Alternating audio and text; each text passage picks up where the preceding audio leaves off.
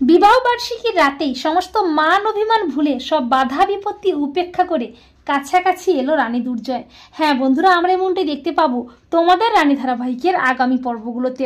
রানী দুর্জয় দুজনের উপর অভিমান করে থাকে, এমনকি দুর্জয় রানীর কাছ থেকে দুনিকে কেড়ে নিয়ে নিজের কাছে রাখতে কাস্টাডি নিয়ে লড়াই শুরু করবে বলে রানীকে জানিয়ে দেয়।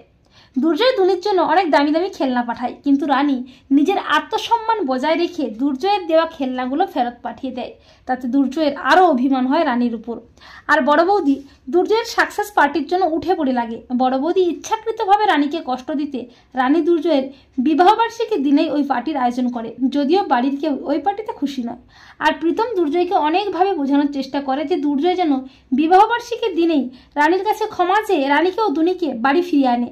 প্রীতম বলে যে ওই দিন পার্টিতে শুধুমাত্র রানী দুর্জয়ের বিবাহবার্ষিকী অনুষ্ঠানই হবে, আর আমি সেই ব্যবস্থাই করব। অপরদিকে রানী ঘড়ির কাঁটার দিকে তাকিয়ে দুর্জয়ের জন্য অপেক্ষা করতে থাকে।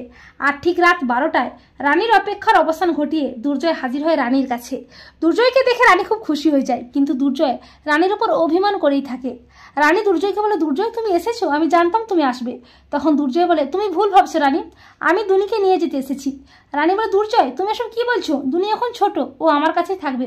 ও বড় হোক, তারপরে ও যদি তোমার কাছে থাকতে চায় যাবে, আমার কোনো আপত্তি নেই। কিন্তু দুর্জয় রানীর কোনো কথা না শুনে দুনিকে জোর করে নিয়ে যেতে চাইলে দুনি বলে, বাবা আমি তোমাদের দুজনের কাছেই থাকবো, আমার তোমাদের দুজনকেই চাই। এই বলে দুনি দুর্জয় ও রানীর 4 হাত এক করে দেয়।